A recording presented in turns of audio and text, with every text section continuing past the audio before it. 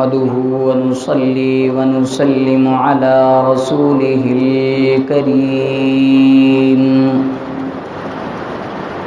أما بعد أعوذ بالله من الشيطان الرجيم بسم الله الرحمن الرحيم يا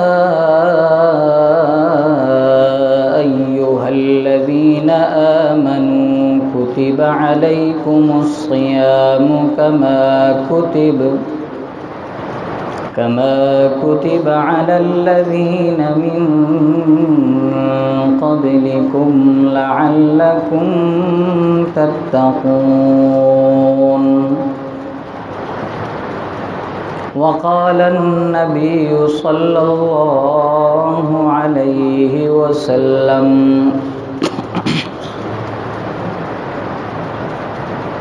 من صام رمضان إيمانا واحتسابا غفر له ما تقدم من ذنبه أو كما قال عليه الصلاة والسلام صدق الله وصدق رسوله النبي الأمي الكريم۔ محبت کے ساتھ نماز والا درود پاک۔ اللهم صل على محمد وعلى آل محمد كما صليت على إبراهيم وعلى آل إبراهيم إنك حميد مجيد۔ اللهم بارك على محمد وعلى آل محمد كما باركت على إبراهيم وعلى آل إبراهيم إنك حميد مجيد۔ رب اشرح لي صدري ويسر لي أمري واحلل عقدة من لساني يفقهوا قولي۔ رب زدني علما رب زدني علما رب زدني علما سبحانك لا علم لنا إلا ما علمتنا إنك أنت العليم الحكيم۔ میرے انتہائی واجب الاحترام سامعین گرامی قدر،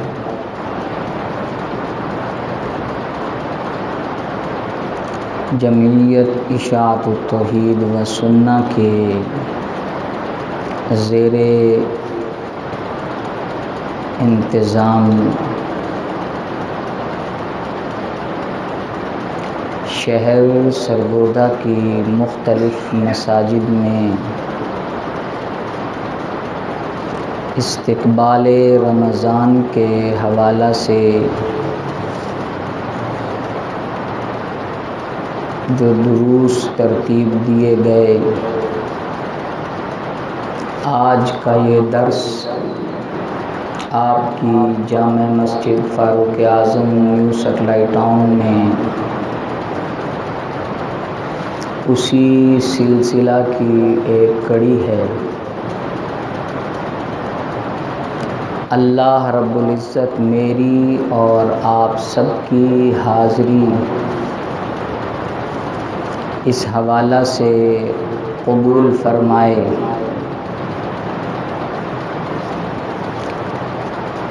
اور یہاں خالصتاً ہمارا دین کی بات کو سننے کے لیے جمع ہونا اس عمل کو ہم سب کے لیے اللہ رب العزت نجات کا ذریعہ بنائے.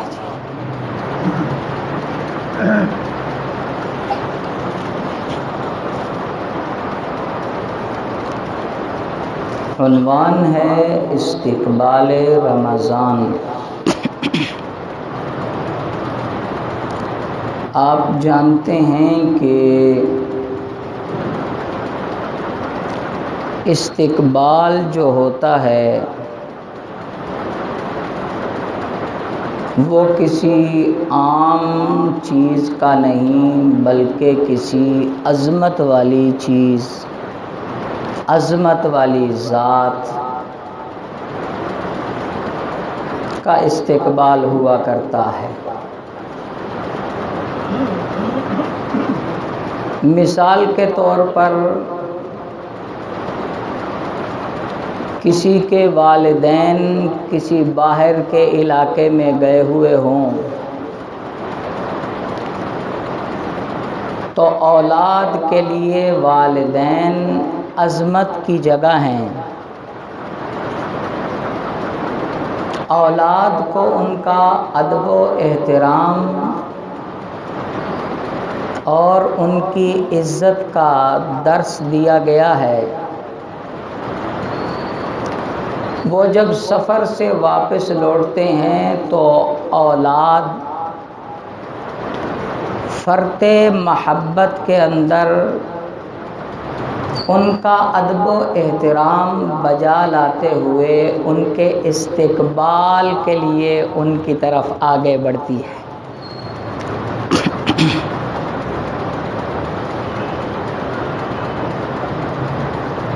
نبی پاک صلی اللہ علیہ وسلم اس امت کے والد کی حیثیت رکھتے ہیں. جیسا کہ حدیث مبارکہ میں نبی علیہ السلام نے فرمایا انما انا لکم مثل الوالدی، میں تمہارے لیے کس کی مثل ہوں؟ والد کی مثل ہوں. آپ جب مکہ چھوڑ کر مدینہ تشریف لائے تو مدینے والوں نے میرے نبی کا استقبال کیا تھا کہ آپ کون ہیں؟ عزت والے ہیں، عظمت والے ہیں، شان والے ہیں. اور میرا تو ایمان ہے، ہر مسلمان کا ایمان ہے کہ رب کے بعد سب سے اونچی شان بھی ہے تو میرے اور آپ کے نبی حضرت محمد الرسول اللہ صلی اللہ علیہ وسلم کی شان. اسی طرح کوئی حاجی صاحب حج کر کے آئیں تو حکم ہے کہ عزت اور احترام کے ساتھ نہ صرف یہ کہ ان کا استقبال کرو بلکہ گھر میں پہنچنے سے پہلے ان سے دعا بھی کرواؤ. جو دعا کریں گے آپ کے حق میں رب اس کو درجہ قبولیت عطا فرمائیں گے. تو حاجی صاحب عظمت والے ہیں، استاد عظمت والے ہیں، عزت والے ہیں. تو استاد کا شاگرد استقبال کرتے ہیں. بالکل اسی طرح مہینے تو اور بھی اللہ ہی کے ہیں، زمانہ سارا ہی کس کا ہے؟ اللہ کا ہے. بلکہ ایک حدیث میں تو یہاں تک اللہ نے فرمایا لوگوں لا تسبوا الدہر، زمانے کو برا نہ کہا کرو. انی انا الدہر، کیونکہ میں خود زمانہ ہوں. جس نے زمانے کو برا کہا اس نے رب کو برا کہا، لہذا تم زمانے کو برا. لوگ کہتے نہیں او جی زمانہ آج کل ایسا آ گیا ہے، زمانہ بڑا خراب آ گیا. زمانہ وہی ہے، دن رات وہی ہے، نظام الہی وہی ہے، مجھ میں خرابی آ گئی ہے. ہر بندہ یہ سوچے میں خراب ہو گیا ہوں، میں نے اپنے آپ کو درست کرنا ہے. مہینے سارے اللہ کے، زمانہ سارا اللہ کا، لیکن جب رمضان کی باری آتی ہے تو اللہ کہتے ہیں شہر اللہ، یہ خاص میں اللہ کا مہینہ ہے۔ مثال دے کر سمجھاؤں، ہم یہ جہاں بیٹھے ہوئے ہیں کس کا گھر ہے؟ اللہ کا گھر ہے۔ جتنی سرگودا میں مساجد ہیں ساری کس کا گھر ہیں؟ ساری دنیا میں جتنی مسجدیں ہیں کس کا گھر ہیں؟ اللہ کا گھر ہیں۔ لیکن جب خانہ کعبہ کی باری آتی ہے تو اللہ کہتے ہیں بیت اللہ، یہ خاص میرا گھر ہے۔ کیا سمجھانا چاہ رہے ہیں اللہ؟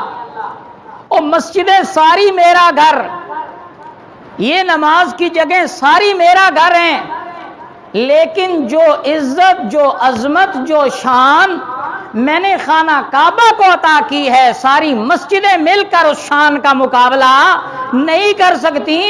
اس خانہ کعبہ میں ایک نماز 1,00,000 نمازوں کے برابر اجر و ثواب ملتا ہے، اس پر کسی اور مسجد کے اندر ایسا معاملہ نہیں ہے۔ بالکل اسی طرح مہینے تو اور بھی اللہ کے ہیں، مہینے تو اور بھی اللہ ہی کی طرف منسوب ہیں، لیکن رمضان خاص اللہ کا مہینہ اس اعتبار سے کہ اس ماہ مبارک میں پڑھو گے نفل، رب فرضوں کے برابر ثواب عطا فرمائیں گے۔ کسی اور ماہ مبارک میں یہ چیز، ایک فرض پڑھو 70 فرضوں کے برابر اجر ملے گا، کسی اور ماہ مبارک میں یہ چیز، تو پھر ہے نا عظمت والا مہینہ۔ تو اگر دنیا کا نظام ہے کہ ہر عظمت والے مہینے کا، ہر عظمت والی چیز کا استقبال کیا جاتا ہے، عزت اور احترام کی نگاہوں سے اس کو دیکھا جاتا ہے، اس کے آداب کی رعایت رکھی جاتی ہے، تو پھر رمضان بھی اس لائق اور اس قابل ہے کہ جب یہ عظمت والا ہے، اس کو بھی عزت و عظمت کی نگاہ سے بھی دیکھنا ہے، اس کا ادب و احترام بھی اسی طرح ملحوظ خاطر رکھنا ہے۔ وہ کب ہوگا؟ جب ہمیں پتہ ہوگا کچھ کہ اس کا ادب کیسے کرنا ہے، اس کا احترام کیسے کرنا ہے، اس کی عزت و عظمت کیسے کرنی ہے۔ تو وہ میرے نبی علیہ الصلوۃ والسلام نے اپنے ارشادات کی روشنی میں بتایا ہے۔ اللہ اکبر، اللہ اکبر۔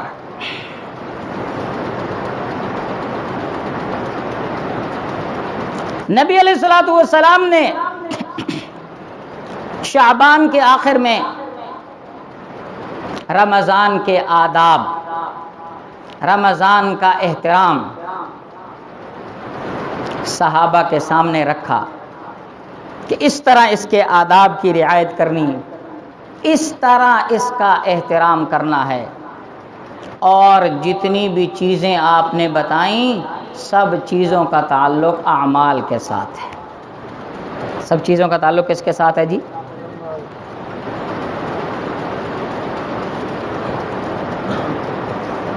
بات آگے چلانے سے پہلے ایک میں بات عرض کر دوں۔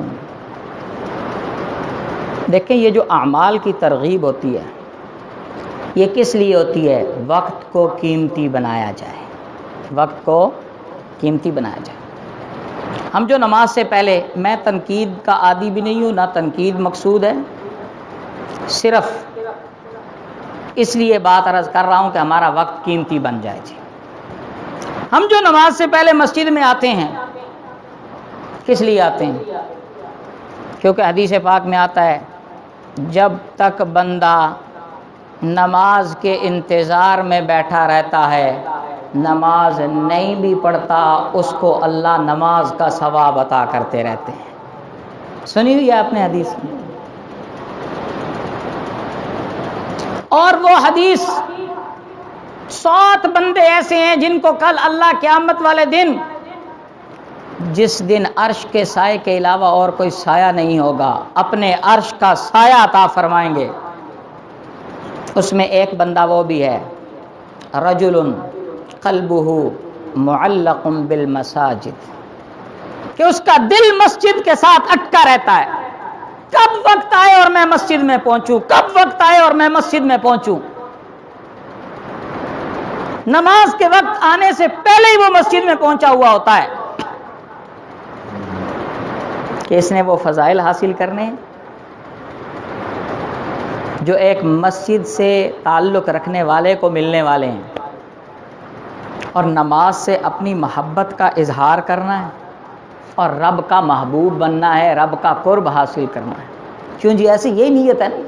اللہ اسی نیت کے ساتھ ہمیں مسجد میں آنے والا بنا دے. لیکن میرے بھائیوں، معذرت کے ساتھ، شیطان جو ہے نا، یہ ہمارا بڑا ہی دشمن ہے. یہی وجہ ہے کہ رمضان کا ایک احترام اللہ نے بھی کرنا ہے، اور وہ ہماری خاطر کرنا ہے، میری آپ کے اوپر رحم کرتے ہوئے کرنا ہے کہ ہمارے دشمن کو اللہ تعالیٰ قید میں ڈال دیں گے کہ میرے بندوں کو تکلیف نہ ہو.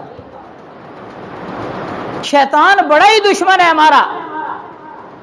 وہ نہیں چاہتا کہ ہم کوئی نیکیوں کا ذخیرہ جمع کریں.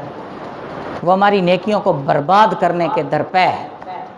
ہر وقت اسی فکر میں اور اسی کوشش میں ہے کہ کس طریقہ سے میرے جو دشمن ہے، یہ انسان جس کی وجہ سے مجھے جنت سے نکالا گیا ہے، کیسے میں اس کو بھی اپنے ساتھ جہنم کا ایندھن بناؤں. یہ وہاں قسمیں کھا کر آیا ہے رب کے سامنے کہ میں ہر طرف سے آ کر اس کو بھی پوری کوشش کر کے جہنم کا ایندھن بنانے کے لیے اپنی توانائیاں صرف کروں گا. تو میرے بھائیوں، مسجد میں دنیاوی گپ شپ، دنیا کی باتیں کرنا، دنیا کے بارے میں تبادلہ خیال، ادھر کی بات ادھر کی بات، اس سے کیا ہوتا ہے؟ اعمال برباد ہو جاتے ہیں، اللہ ناراض ہوتے ہیں، شیطان خوش ہوتا ہے. تو رمضان کا ایک احترام یہ بھی ہے کہ ہم نے مشق کرنی ہے. ٹائم سے مسجد میں تشریف لائیں، لیکن مسجد میں آ کر اپنا وقت قیمتی بنائیں، ذکر اذکار کے ذریعے، قرآن کریم کی تلاوت کے ذریعے. یہی وجہ ہے نبی علیہ الصلوۃ والسلام نے جو فرمایا نا اعمال کے بارے میں، فرمایا دو چیزیں کثرت سے کرنی ہیں: لا الہ الا اللہ محمد الرسول اللہ، کلمہ طیبہ کا کثرت کے ساتھ ورد کرنا. کیوں؟ تجدید ایمان کے ارادے سے. صحابہ کو نبی علیہ السلام نے فرمایا جددوا ایمانکم بلا الہ الا اللہ، اپنے ایمان کی تجدید کرتے رہا کرو. کس کے ذریعے؟ لا الہ الا اللہ کے ذریعے. کہ یہ لا الہ الا اللہ جو ہے نا، اس کے بارے میں شیطان کہتا ہے اہلکت الناس بالذنوب، میں نے لوگوں کو گناہوں کے ذریعے سے ہلاکت کے اندر ڈالا. وَأَهْلَكُونِي بِلَا إِلَٰهَ إِلَّا اللَّهُ، اور انہوں نے مجھ شیطان کو تباہ اور برباد کر دیا لا الہ الا اللہ کے ورد کے ذریعے سے. کریں گے اس کا ورد کثرت سے؟ اللہ مجھے بھی اس کی توفیق عطا فرمائے. تو رمضان میں ویسے بھی اس کا ورد کرنا ہے، رمضان میں کثرت کے ساتھ لا الہ الا اللہ کی کثرت، استغفار کی کثرت. کیونکہ نبی علیہ الصلوۃ والسلام نے ارشاد فرمایا لوگو طوبی لمن وجد فی صحیفته استغفارا کثیرا، قیامت والے دن اس بندے کو میں بشارت دینا چاہتا ہوں، اس بندے کے لیے خوشخبری ہے کہ جس بندے کے نامہ اعمال میں کثرت کے ساتھ استغفار ہوگا. لیکن استغفار بے توجہی اور غفلت کے ساتھ نہیں، کیونکہ کوئی بندہ بھی بے توجہی اور غفلت کے ساتھ آپ کی بات نہیں سنتا. آپ کا منہ ادھر ہو اور آپ کسی ادھر والے سے بات کر رہے ہو، وہ کہے گا توجہ تو اس کی ہے نہیں، میں اس کا کیا سنوں. تو وہ تو مالک الملک ہے، وہ تو خالق کائنات ہے. عدالت ہے نا، مخلوق کی عدالت ہے. وہاں موبائل لے جانا جرم ہے، بچ گیا کہتے تو ہی نہیں عدالت ہو گئی. ایک مخلوق کی عدالت کے اندر یہ معاملہ ہے، اور یہاں تو رب کے ساتھ میرا اور آپ کا معاملہ ہے. تو اگر ہم چاہتے ہیں کہ ہمیں کچھ حاصل ہو تو استغفار کی کثرت توجہ کے ساتھ، نبی علیہ الصلوۃ والسلام کا پاک ارشاد فرمایا جو بندہ استغفار کی کثرت کر لے اللہ رب العزت پتہ ہے اس کو کیا عطا فرماتے ہیں؟ من لزم الاستغفار، جو بندہ استغفار کو لازم پکڑ لے، کثرت کے ساتھ استغفار کرے، جعل اللہ لہ من کل ضیق مخرجا، اللہ رب العزت ہر تنگی سے نکلنے کے لیے اس کو رستہ عطا فرمائیں گے، وَمِن كُلِّ هَمٍّ فَرَجًا، اور اللہ رب العزت ہر غم سے اس کو نجات عطا فرمائیں گے، وَرَزَقَهُ مِنْ حَيْثُ لَا يَحْتَسِبُ، اور ایسی جگہ سے روزی عطا فرمائیں گے کہ اس کے وہم و گمان میں بھی نہیں ہوگا۔ تو دو کام کثرت سے کرنے ہیں، لا الہ الا اللہ کی کثرت اور استغفار کی کثرت۔ لا الہ الا اللہ کے بڑے فوائد، اخلاص کے ساتھ جو لا الہ الا اللہ ہم نے پڑھا نا، کل قیامت والے دن نبی علیہ الصلوۃ والسلام نے فرمایا ایک بندے کے 99 دفتر گناہوں کے ہوں گے، اور ہر دفتر تا حد نگاہ۔ یہ اس لیے نہیں بتایا جا رہا کہ ہم گناہوں میں مشغول ہو جائیں، نہیں، اللہ ہماری حفاظت فرمائے جائے، لیکن اللہ تعالیٰ فرمائیں گے میں انصاف والا ہوں، میری ذات انصاف والی ہے۔ مختصراً عرض کر رہا ہوں، تمہاری ہمارے پاس ایک ایسی نیکی ہے جو ان سب گناہوں کے اوپر بھاری ہے، جاؤ اس کو تلوا لو، وزن کروا لو۔ وہ کہے گا یا اللہ میرے ساتھ مذاق ہو رہا ہے، کہاں 99 دفتر اور کہاں وہ ایک نیکی؟ اللہ فرمائیں گے میری ذات مذاق سے پاک ہے، تم جاؤ تو صحیح۔ وہ جائے گا، اس ایک نیکی کا وزن ان 99 دفتروں کے مقابلہ میں بڑھ جائے گا، اور وہ 99 دفتر ہوا میں اڑتے ہوئے یوں دکھائی دیں گے۔ تو اس ایک نیکی کے ذریعے سے اللہ رب العزت اس کی بخشش کا فیصلہ فرما دیں گے۔ نبی علیہ السلام نے فرمایا وہ ایک نیکی یہی اخلاص کے ساتھ پڑھا ہوا لا الہ الا اللہ ہوگا۔ میرے بھائیوں ہم نے وقت نکالنا ہے، اللہ ہمیں اس کے لیے وقت نکالنے والا بنا دے۔ تو استغفار کی کثرت، لا الہ الا اللہ کی کثرت، اور ایک چیز کی طلب اور ایک چیز سے پناہ۔ طلب کس چیز کی کرنی ہے؟ جنت کی طلب، کثرت سے اللہ سے مانگے، اور جہنم سے پناہ کثرت کے ساتھ اللہ سے مانگنی۔ یہ 4 اعمال بھی نبی علیہ السلام نے فرمائے، اس کے علاوہ اور کچھ باتیں بھی آپ نے ارشاد فرمائی۔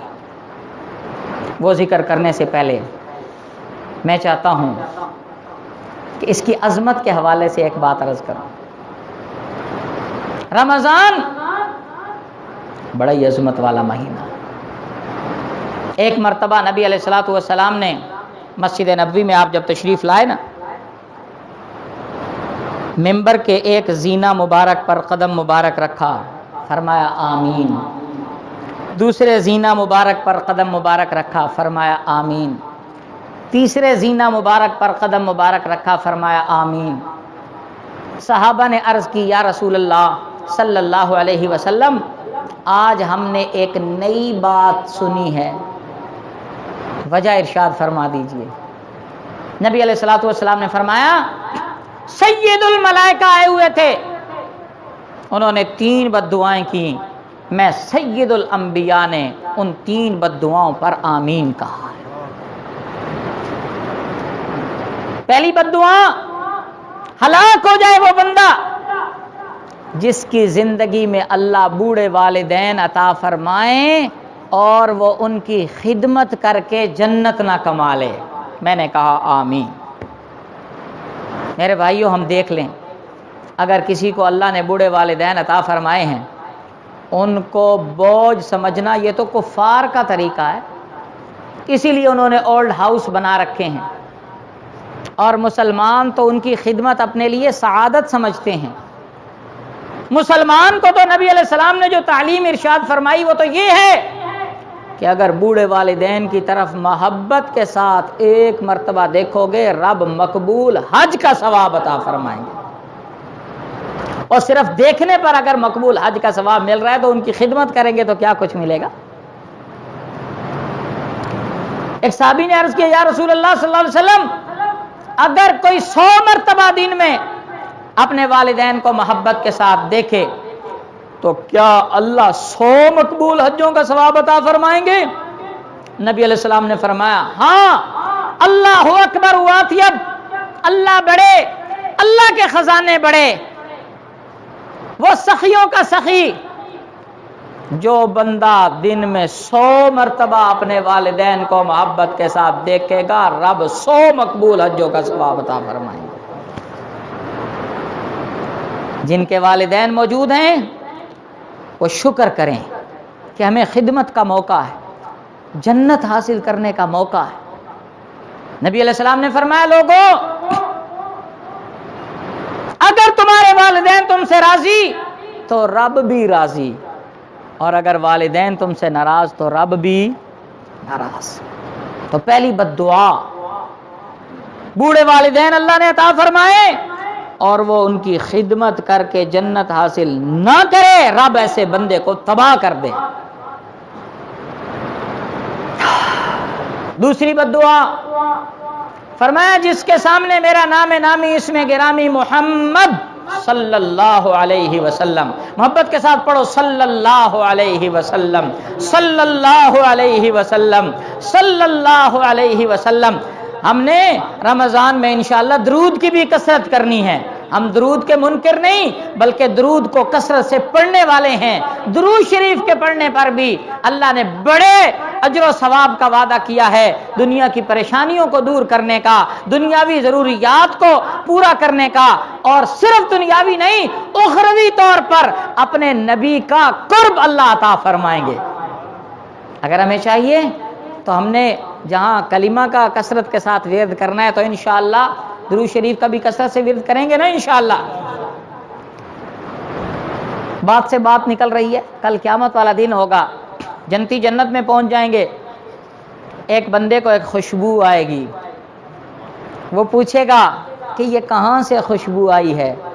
بتایا جائے گا تم سے ایک درجے اوپر جو جنتی ہے اس نے کروٹ بدلی ہے، اس کی یہ خوشبو ہے۔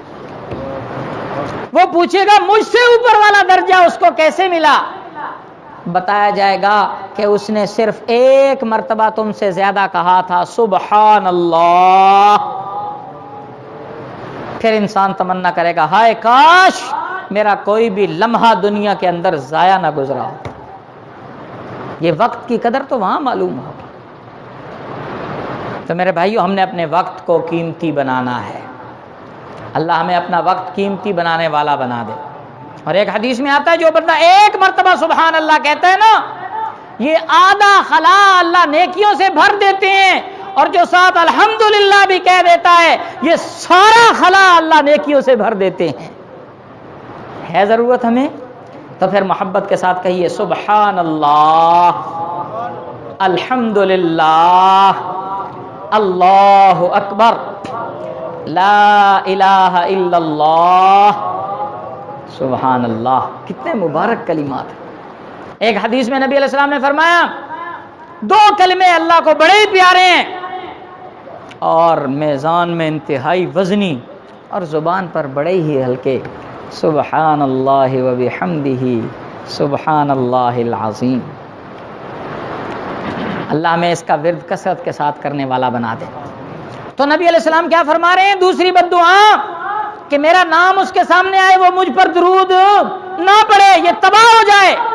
اور تیسری بد دعا جو ہمارے مضمون سے متعلق ہے، نبی علیہ السلام نے فرمایا سید الملائکہ نے بد دعا کی ہلاک ہو جائے، تباہ ہو جائے وہ بندہ جس کی زندگی میں رمضان جیسا مبارک مہینہ آئے اور وہ اپنے رب کو راضی کر کے جنتیوں میں اپنے آپ کو شامل نہ کروا لے۔ آج رمضان دنیا کفر نے ہمیں کس بات پر لگا دیا؟ کہ جی کمائی کا سیزن ہے، مسلمان مجبور ہیں، کھجوریں لازمی انہوں نے لینی ہیں، کپڑے انہوں نے لینے ہیں، جوتے انہوں نے لینے ہیں، اور مختلف خریداری انہوں نے کرنی ہے۔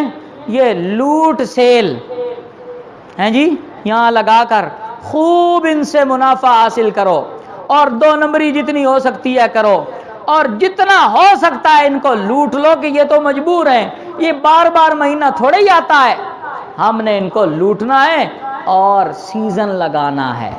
کیا کرنا ہے کہ نہیں؟ ایسا ہو رہا ہے کہ نہیں؟ ایسی باتیں بھی ہوتی ہیں بازار، یہ جی سیزن لگانا ہے۔ پھر ایک دوسرے سے پوچھا جاتا ہے جی آپ کا سیزن کیسا لگا، آپ کا سیزن کیسا لگا؟ حالانکہ میرے بھائیوں نبی علیہ السلام نے کیا فرمایا؟ یہ مہینہ غمخواری کا مہینہ ہے، ہمدردی کا مہینہ ہے۔ کون سا مہینہ ہے؟ ہمدردی کا مہینہ، غمخواری کا مہینہ، صبر کا مہینہ۔ فرمایا صبر کا بدلہ جنت ہے، خود صبر کرو، کھانے سے پینے سے، روزے کی شکل میں۔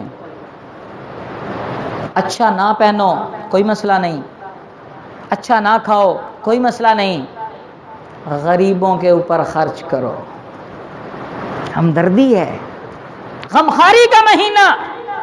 اور خود نبی علیہ الصلوۃ والسلام کے بارے میں کیا آتا ہے؟ صحیح روایت علماء سے پوچھئے، فرمایا تیز آندھی اور تیز ہوا سے زیادہ تیزی اور کثرت کے ساتھ اس ماہ مبارک میں نبی علیہ السلام اللہ کی راہ میں خرچ کیا کرتے تھے۔ اصل میں یہ لوٹ سیل ہے۔ چیک بک اللہ تعالیٰ نے دے دینی ہے ہمیں، 30 چیک بکس،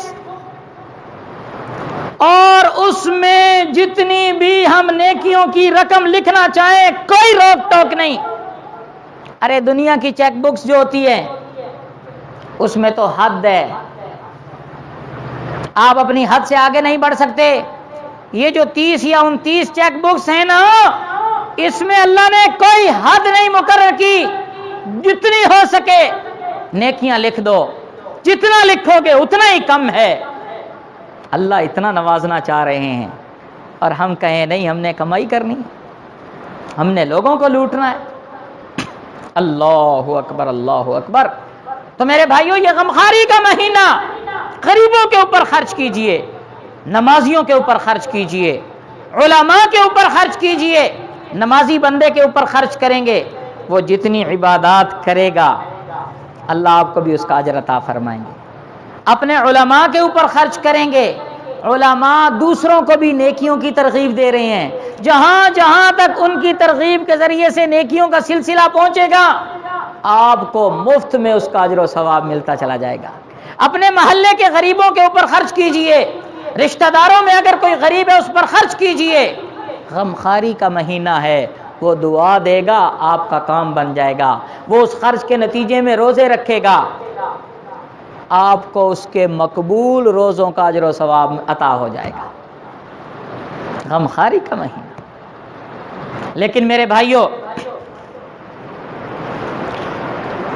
اللہ اکبر، اللہ اکبر، اگر ہم نے لوگوں کو لوٹنے کے اعتبار سے اپنا وقت لگایا تو پھر ہمارا روزہ روزہ نہیں ہوگا، پھر ہماری عبادت عبادت نہیں ہوگی، کیونکہ ہر عبادت کا ایک مقصد ہے، اور اس ماہ مبارک میں جو خاص روزے والی عبادت ہے اس کا بھی ایک مقصد ہے۔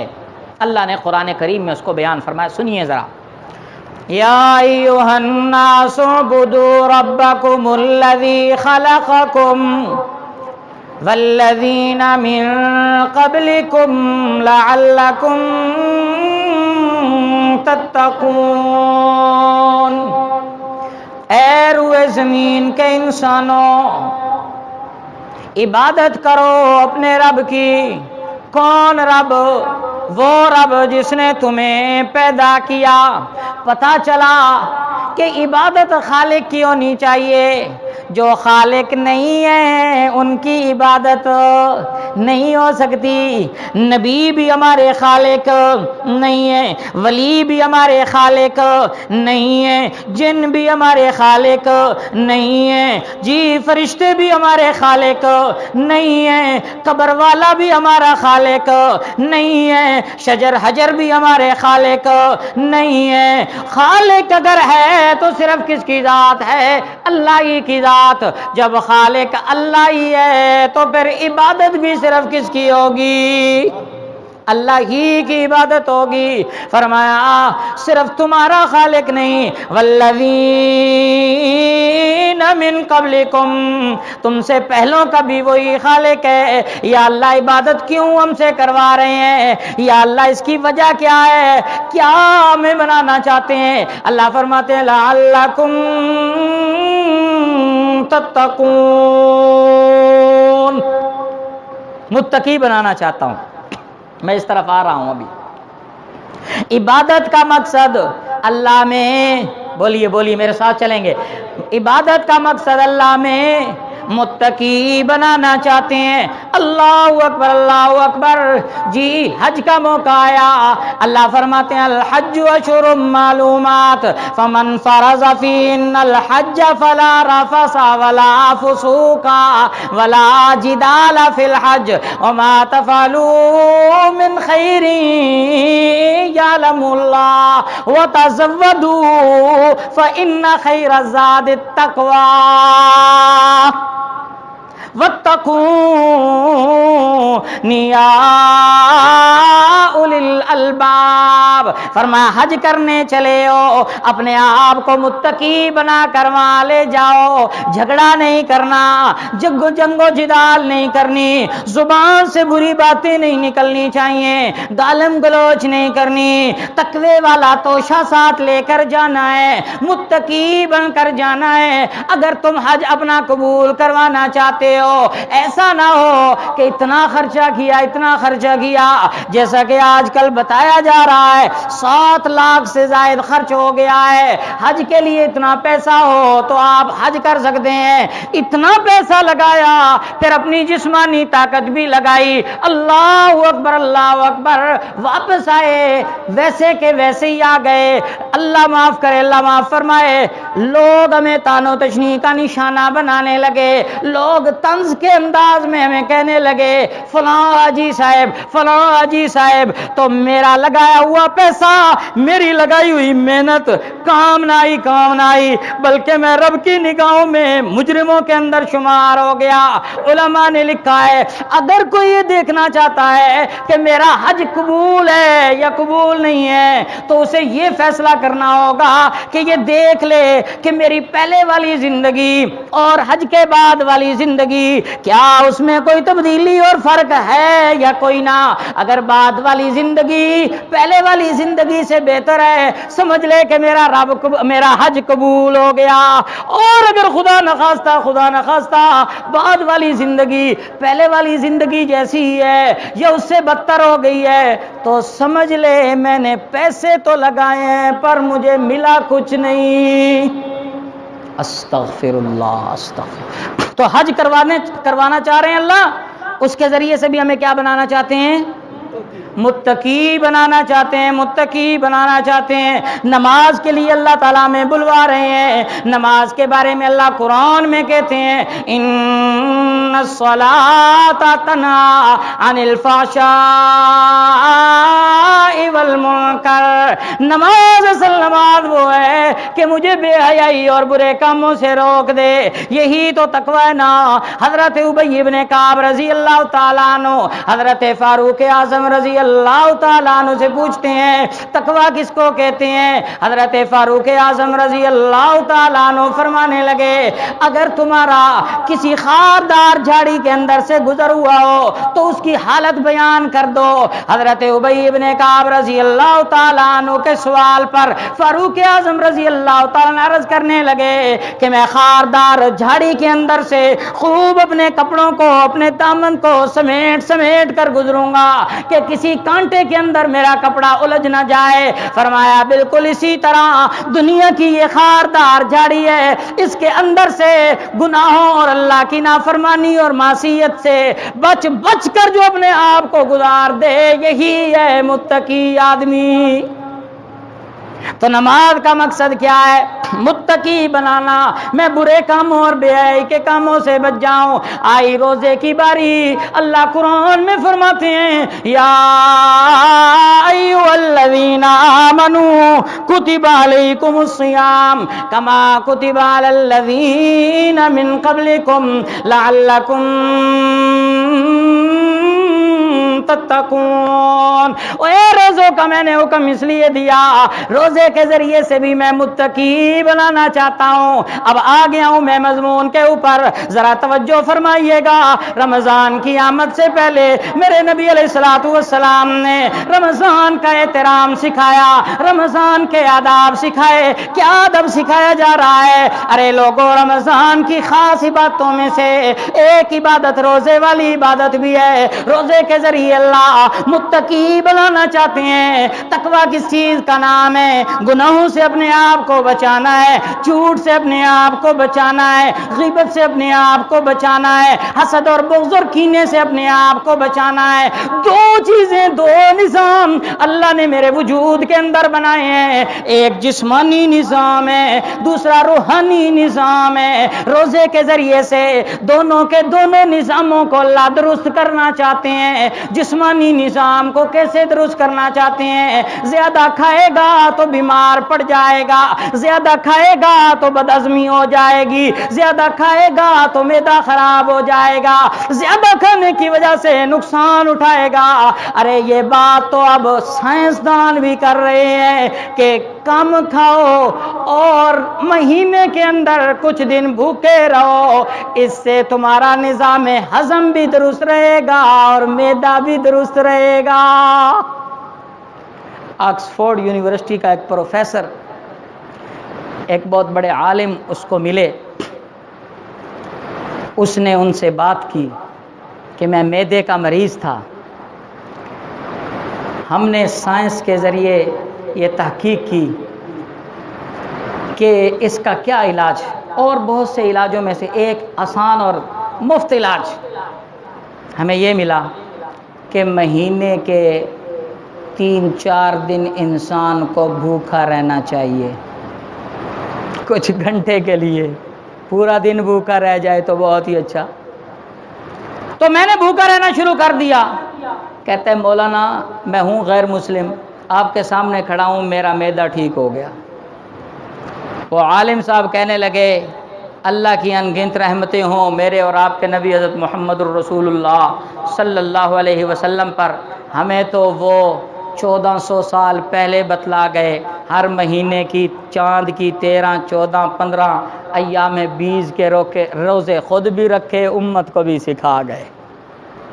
हर हफ्ते में सोमवार और जुमेरात का रोज़ा खुद भी रखा, उम्मत को भी तालीम दे गए कि ये रोज़े रख लो, इंशाअल्लाह मैदा दुरुस्त रहेगा। अल्लाहु अकबर, अल्लाहु अकबर। और एक साइंसदान ने तो यहाँ तक लिखा कि जो कैंसर का मर्ज़ है ना, अगर साल में इंसान 25-30 दिन भूखा रहे और वो भी 8-9 घंटे, तो कैंसर के मर्ज़ से भी नजात हो जाती है। और हमारे नबी अलैहिस्सलातु वस्सलाम तो कब से रोज़ों की तालीम देकर चले गए। अल्लाहु अकबर। इसी तरह एक अमेरिका का आदमी, एक आलिम साहब ने लिखा, मुझे मिला, उसका निज़ाम हज़म का मसला, उसने कहा कि हमने ये तहकीक की कि भूखा रहने के ज़रिए से हमारा निज़ाम हज़म दुरुस्त हो गया। और नबी अलैहिस्सलातु वस्सलाम हमें पहले से बतला गए। तो मेरे भाइयों, ये रोज़े किस लिए हैं? जिस्मानी बीमारियों के जो अमराज हैं, जिस्मानी बीमारियों का जो मामला है, जिस्मानी अमराज जो हैं, उसका भी इलाज रोज़ों के अंदर, जिस्मानी अमराज का इलाज भी روزوں کے اندر، اور روحانی امراض کا علاج بھی روزوں کے اندر۔ روحانی امراض، بغض، حرص، کینہ، لالچ، شہوت، ان چیزوں کا علاج بھی روزوں کے ذریعے۔ آئیے ذرا دیکھتے ہیں نبی علیہ الصلوۃ والسلام کا پاک ارشاد، جسم کے اعتبار سے جو گناہ ہوتے ہیں ان کے بارے میں پہلے سنیے گا۔ ایک تو جسمانی بیماری بھی ٹھیک ہو گئی، جسم کے ذریعے سے جو گناہ ہیں ان کا بھی علاج روزوں کے ذریعے بتلایا جا رہا ہے۔ نبی علیہ السلام فرماتے ہیں، لوگو الصیام جنۃ، روزے ڈھال ہیں، روزے ڈال ہیں، معلم تخرقا، جب تک کہ تم اس ڈھال کے اندر سوراخ نہ کر دو۔ یا رسول اللہ سوراخ کیا ہے؟ فرمایا روزہ رکھو، جھوٹ بولو، یہ ڈھال کے اندر سوراخ کر دیا۔ روزہ رکھو، غیبت کرو، یہ ڈھال کے اندر سوراخ کر دیا۔ روزہ رکھو، گالی دے دو، یہ ڈھال کے اندر سوراخ کر دیا۔ ایک حدیث سنیے گا، نبی علیہ السلام نے فرمایا من لم یدع قول الزور، فرمایا جو بندہ نہ چھوڑے جھوٹی بات کو، والعمل بھی، اور اس کے اوپر عمل کرنے کو، فلیس للہ حاجۃ ان یدع طعامہ وشرابہ، اس کو بھوکا پیاسا رہنے کی کوئی ضرورت نہیں ہے۔ جس نے روزہ رکھ کر بھی جھوٹ بولا، اس کو سوائے بھوکا پیاسا رہنے کے اور کچھ حاصل نہ ہوا۔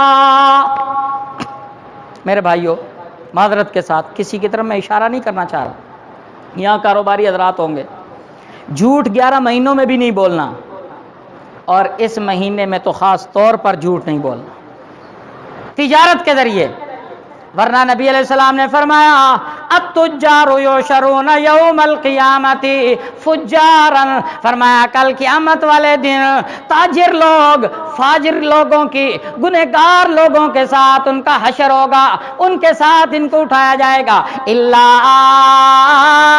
من اتقا، مگر جس نے تقوی اختیار کیا، وبر وصدقا، نیکی کی اور سچ بولا، اس کا حشر گنہگار لوگوں کے ساتھ نہیں ہوگا، بلکہ دوسری حدیث میں فرمایا اس کا حشر نبیوں کے ساتھ اور نیک لوگوں کے ساتھ اور شہداء کے ساتھ ہوگا۔ روزہ رکھ کے تجارت منع نہیں ہے، لیکن تجارت کے اندر جھوٹ منع ہے، کھوٹ منع ہے، ملاوٹ منع ہے، ہاتھ کی صفائی منع ہے۔ یہاں مجھے واقعہ یاد آیا، امام اعظم ابو حنیفہ رحمہ اللہ تعالی کپڑے کے تاجر ہیں، ایک عیب دار تھان تھا، دوسرے تھانوں کے مقابلہ میں اس کی قیمت کم اور عیب بھی، کہیں کام سے جانا پڑا، اپنے ملازم کو بتا گئے کہ یہ کپڑا تم نے عیب بتا کر دینا ہے اور دوسرے جو صحیح تھان ہے ان کے مقابلہ میں اس کی قیمت بھی کم لینی ہے۔ بتا کر چلے گئے، گاہک آیا، اس کو بھول گئی بات، اس نے بے عیب تھانوں والی قیمت بھی لے لی اور عیب بھی بتانا بھول گیا، گاہک چلا گیا، پیسے اس نے لے لیے۔ امام صاحب آ گئے، ہاں جی کیا بنا؟ سب سے پہلے ایمانداری تھی نا، اسی تھان کے بارے میں پوچھا، کیا بنا اس تھان کا؟ وہ جی وہ تو میں نے بے عیب تھانوں والی قیمت پر فروخت کر دیا، یہ تو پوری قیمت ہے۔ اپنے ایمان سے بتائیے، میں اور آپ اگر اس جگہ ہوتے تو اپنے ملازم کو شاباش دیتے کہ نہیں، کہ تو تے بڑا چنگا کام کیتا، کہ عیب والا تھان بھی اصل قیمت کے اوپر نکال دیا تو نے۔ لیکن امام صاحب نے فرمایا نا، کہاں ہیں وہ لوگ، کس طرف گئے ہیں؟ جی اس طرف گئے ہیں۔ فوراً اس وقت کی سواری گھوڑا کرائے پر لیا اور اس قافلے کا پیچھا کیا، اس قافلے کا پیچھا کر کے وہاں پہنچے۔ وہ قافلے والے پریشان، انہوں نے کہا ہم تو تھان خرید کر لائے، ہم چوری کا تو نہیں لے کر آئے۔ امام صاحب نے فرمایا میں تم سے یہ تھان واپس لینے بھی نہیں آیا، تمہارے اوپر چوری کا الزام لگانے بھی نہیں آیا، تم جو زائد پیسے لے آئے تھے وہ تمہارے پیسے تمہیں واپس لوٹانے آیا ہوں۔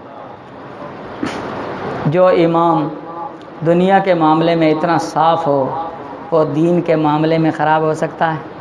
بتائیے، اللہ ہمیں ان ائمہ کی قدر کرنے کی توفیق عطا فرمائے۔ تو روزہ میں کیا درس دیتا ہے؟ جھوٹ نہیں بولنا، دو نمبری نہیں کرنی، کیونکہ غمخواری کا مہینہ ہے، یہی تو مشق میں کروائی جا رہی ہے۔ ایک مہینے میں مشق کرنی ہے اور پھر پورے 11 مہینے اس مشق کے مطابق چلنا ہے۔ جیسے ٹریننگ ہوتی ہے، یہ گویا کہ ایک ٹریننگ ہے، اس مہینہ میں ہم نے ٹریننگ کر کے پھر 11 مہینے اسی طرح چلنا ہے، جھوٹ نہیں، دو نمبری نہیں۔ اللہ اکبر۔ ناجائز خواہشات، شہوت، حدیث پاک میں آتا ہے جس کو برے خیالات آتے ہیں، جو اپنے برے خیالات کے اوپر کنٹرول نہیں کر سکتا، حلال طریقہ ہے کوئی نہیں، شادی ہے کوئی نہیں، اسے چاہیے کہ روزے رکھے۔ تو روزے ان خیالات کا بھی علاج ہے، کثرت کے ساتھ روزے۔ حرص اور لالچ کا بھی علاج کیسے؟ نبی علیہ الصلوۃ والسلام نے ارشاد فرمایا، لوگوں ایک تو یہ ہے کہ خود روزہ رکھ رہے ہو، تم جو روزہ رکھو گے، اعمال کی چونکہ ترغیب دینا استقبال رمضان کے حوالہ سے، اس خود روزے کے اوپر بھی اجر پتہ ہے کیا ملنا ہے؟ نبی علیہ السلام کا پاک فرمان، فرمایا ایک روزے کے بدلے اللہ رب العزت 70 سال جتنی مسافت کے بقدر روزے دار کو جہنم سے دور کر دیتے ہیں۔ کتنا بڑا اجر و ثواب، ایک روزے کے بدلے، ایک روزے کے بدلے۔ اللہ اکبر، اللہ اکبر۔ جہاں 29 یا 30 روزے بندہ رکھے گا، جہنم سے کس قدر دور ہو جائے گا۔ میں نے جو حدیث مبارکہ پڑھی اس میں نبی علیہ السلام کا یہی فرمان ہے، فرمایا جو ایمان کے ساتھ، ثواب کی نیت کے ساتھ روزہ رکھے گا، اللہ اس کے گناہ سارے معاف فرما دیتے ہیں۔ ایک حدیث میں فرمایا اللہ اس کو ایسے پاک صاف کر دیتے ہیں جیسے آج ہی اس کی والدہ نے اس کو جنم دیا ہو۔ اللہ اکبر، اللہ اکبر۔ یہ تو اپنے روزے کی بات ہے نا، حرص لالچ کو بھی تو ختم کرنا ہے نا۔ اس میں نبی علیہ الصلوۃ والسلام نے ترغیب دی، ارے جمع کرنے کے بجائے دوسروں کے اوپر خرچ کرو، لوگوں کو افطار کرواؤ، لوگوں کے اوپر خرچ کر کے ان کی افطاری کا بندوبست کرو۔ نبی علیہ السلام نے ترغیب دی، فرمایا جو کسی کو روزہ افطار کروائے گا پتہ ہے اس کو کیا ملنا ہے؟ فرمایا اللہ رب العزت اس کی گردن کو جہنم سے آزاد بھی کر دیں گے، اور اس روزے دار کے مقبول روزے کا اس کو اللہ اجر بھی عطا فرمائیں گے۔ یا رسول اللہ صلی اللہ علیہ وسلم، ایک بندہ افطار نہیں کروا سکتا، صرف تھوڑی سی چیز کے ذریعے سے اس کا تعاون کر سکتا ہے، پانی کے ذریعے سے یا دودھ کی کچی لسی کے ذریعے سے یا کھجور کے ذریعے سے۔ نبی علیہ السلام نے فرمایا بہت زیادہ دینا کوئی ضروری نہیں، اپنی طاقت کے مطابق دے دو۔ اگر تم نے کھجور بھی دے دی، سادہ پانی بھی دے دیا اور دودھ کی کچی لسی بھی دے دی، اللہ اس کو بھی یہی اجر عطا فرمائیں گے۔ لیکن یاد رکھو، یاد رکھو، جو کسی کو پیٹ بھر کر کھانا کھلائے گا، جو کسی کو وافر مقدار میں راشن دے گا، کل قیامت والا دن ہوگا، اللہ اس کو میرے حوض سے ایسا جام پلائیں گے کہ دوبارہ 50,000 سال تک اس کو پیاس نہیں لگے گی۔ خرچ کرنا سکھایا، تو جب بندہ خرچ کرے گا لالچ رہے گی۔ اللہ اکبر، اللہ اکبر۔ زکوٰۃ کی ادائیگی اس مہینے کے ساتھ خاص نہیں ہے، لیکن چونکہ ثواب زیادہ ہے نا، اس لیے عام طور پر لوگ اس ماہ مبارک میں اس کی ادائیگی کرتے ہیں کہ عام دنوں میں اگر 700 گنا تک اجر بڑھتا ہے تو اس ماہ مبارک میں 70 گنا اور آگے اجر بڑھ گیا، اور اس پر بھی حد نہیں۔ اللہ کہتے ہیں واللہ یضاعف لمن یشاء، اخلاص، جتنا زیادہ اجر اتنا زیادہ۔ سبحان اللہ، سبحان اللہ۔ خرچ کرنا سکھایا تاکہ یہ حرص ختم ہو۔ اللہ اکبر، اللہ اکبر۔ اسی روزے کے ذریعے سے جسمانی امراض ان کا علاج ہو رہا ہے۔ جی غیبت نہیں کرنی، کیوں جی کیوں جی؟ اس لیے کہ ہر بندہ چاہتا ہے میں روزہ بھی رکھ لوں اور روزہ مجھے لگے بھی نہ۔ غیبت کس کو کہتے ہیں؟ کسی کی پیٹھ پیچھے کوئی ایسی بات کرنا جو اس کے اندر موجود ہو، اس کے سامنے جب آپ کریں تو اس کو تکلیف ہو۔ اللہ اکبر اللہ اکبر، اگر وہ بات اس کے اندر موجود نہیں ہے تو یہ تو بہتان ہو جائے گا۔ ہر بندہ چاہتا ہے کہ میں روزہ بھی رکھوں اور مجھے روزہ نہ لگے۔ دو عورتیں آ گئیں رسول اللہ صلی اللہ علیہ وسلم کی خدمت میں، پردے میں آ کر بات کی، یا رسول اللہ صلی اللہ علیہ وسلم روزہ بڑا لگ رہا ہے، بڑی تنگی اور تکلیف میں ہے، برداشت نہیں ہو رہی، بھوک پیاس۔ رسول اللہ صلی اللہ علیہ وسلم نے ارشاد فرمایا ان کو کہو یہ پیالہ ہے، اس پیالے کے اندر اپنے حلق کے اندر انگلی ڈال کر قے کر دیں۔ انہوں نے حلق کے اندر انگلی ڈالی، دونوں عورتوں نے قے کی، تازہ کھایا ہوا گوشت نکلا۔ وہ حیران رہ گئیں، ہم نے تو روزہ رکھا ہوا تھا، یہ گوشت کدھر سے آیا؟ وہ بھی تازہ کھایا ہوا۔ رسول اللہ صلی اللہ علیہ وسلم تک بات پہنچی، نبی علیہ الصلوۃ والسلام نے فرمایا ان دو عورتوں کو کہو تم نے کسی کی غیبت کی تھی، کسی کی غیبت کرنا ایسا ہی جرم ہے جیسے اپنے مردہ بھائی کا گوشت کھانا ہے، اور اسی کی وجہ سے تمہیں روزہ لگ رہا تھا۔ آئندہ کان کھول کر سنو، تم بھی اور پوری امت کے لوگوں کو سبق دے دیا کہ جو بندہ چاہتا ہے مجھے روزہ نہ لگے، وہ جیسے جھوٹ سے اپنے آپ کو بچائے، دیگر گناہوں اور جرائم سے اپنے آپ کو بچائے، اسی طرح غیبت سے بھی اپنے آپ کو بچانا ہوگا۔ آپ کا کام ہے یہ کام کرنا، روزے رکھنے والی جو تکلیف ہے رحمان دور کر دے گا، روزہ نہیں لگے گا۔ اللہ اکبر اللہ اکبر۔ روحانی امراض کا بھی اس کے ذریعے سے علاج ہو رہا ہے، جسمانی امراض کا بھی اس کے ذریعے سے علاج ہو رہا ہے۔ جب ہم نے دونوں قسم کے علاج کر لیے، معدے کو بھی درست کر لیا، نظام ہضم بھی درست ہو گیا، اور اسی طرح دل کے امراض بھی درست ہو گئے، تو ہم متقی لوگوں کے اندر شامل ہو گئے۔ اور جب متقی بن جائیں گے پتہ ہے کیا ملے گا؟ 9واں پارہ سورہ اعراف، اللہ فرماتے ہیں وَلَوْ أَنَّا عَلَى الْقُرَىٰ آمَنُوا وَاتَّقَوْا لَفَتَحْنَا عَلَيْهِمْ برکات من السماء والارض۔ اگر ایمان والے لوگ تقوی بھی اختیار کر لیں تو ہم ان کے لیے آسمان سے بھی برکتوں کے دروازے کھول دیں گے، زمین سے بھی برکتوں کے دروازے کھول دیں گے۔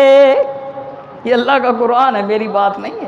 آج ہر بندہ چاہتا ہے میرے گھر میں برکتیں ہوں۔ اور جی چینی لائے ہیں، ابھی تو لائے تھے پتہ ہی نہیں چلا کدھر گئی، آٹا لائے تھے ابھی تو لائے تھے پتہ نہیں کدھر گئی چیزیں، فلاں چیز فلاں چیز فلاں چیز، برکت کوئی نہیں۔ گھر کے اندر تصویریں ہیں، برکت کدھر سے آئے گی؟ گھر کے اندر آنا جانا بغیر سلام کے ہے، برکت کدھر سے آئے گی؟ گھر کے اندر بے پردگی ہے، برکت کدھر سے آئے گی؟ گھر کے اندر گانا بجانا ہے، برکت کدھر سے آئے گی؟ گھر کے اندر اگر نیک اعمال ہوں گے اور تقوی والی باتیں ہوں گی تو انشاءاللہ آسمان سے بھی برکتیں، زمین سے بھی برکتیں۔ دنیا کا فائدہ، دنیا کا فائدہ، اور آخرت کا فائدہ کیا ہوگا؟ سورت کا نام ہے سورہ نور، 18واں پارہ، سنیے گا اللہ فرماتے ہیں 4 اصول اختیار کر لو، 4 اصول اختیار کر لو، میں آخرت کے اندر بھی کامیابی عطا فرما دوں گا۔ فرمایا وَمَن یُطِعِ اللَّهَ، جو اللہ کی اطاعت کرے، مفسرین فرماتے ہیں فرائض الہیہ کی طرف اشارہ کیا، فرائض کے اندر کمی نہ آنے دے، وَرَسُولَهُ، اور اس کے رسول کی اطاعت کرے، اشارہ کیا سنتوں کی طرف، نبی علیہ السلام کے مبارک طریقے، خوشی کا موقع ہو تو تب، غمی کا موقع ہو تو تب، جی مختلف اوقات ہو تو تب، نبی علیہ السلام کی مبارک سنتوں کو چھوٹنے نہ دے، ان کا اہتمام کرے۔ 2 چیزیں ہو گئی، تیسری چیز فرمایا وَيَخْشَ اللَّهَ، سب کا جو گناہ ہو گئے ان کے بارے میں اللہ کا ڈر دل میں پیدا کر کے اللہ سے معافیاں مانگے۔ وَيَتَّقِهِ، چوتھی بات میرا مضمون آ گیا، تقوی اختیار کرے، یعنی آئندہ کے لیے بھی اپنے آپ کو گناہوں سے بچنے کا عادی بنا لے، رب سے وعدہ کرے کہ یا اللہ میں فرائض کا بھی اہتمام کروں گا، سنتوں کا بھی اہتمام کروں گا، سب کا گناہوں کی معافی مانگتا ہوں، آئندہ نہ کرنے کا پختہ عزم کرتا ہوں۔ فرمایا یہ جو بندہ متقی بنانا، آؤ میں بتاؤں یہ کن لوگوں میں شامل ہو گیا؟ فرمایا فَأُولَٰئِكَ هُمُ الْفَائِزُونَ، کامیاب لوگوں میں شامل ہو گیا۔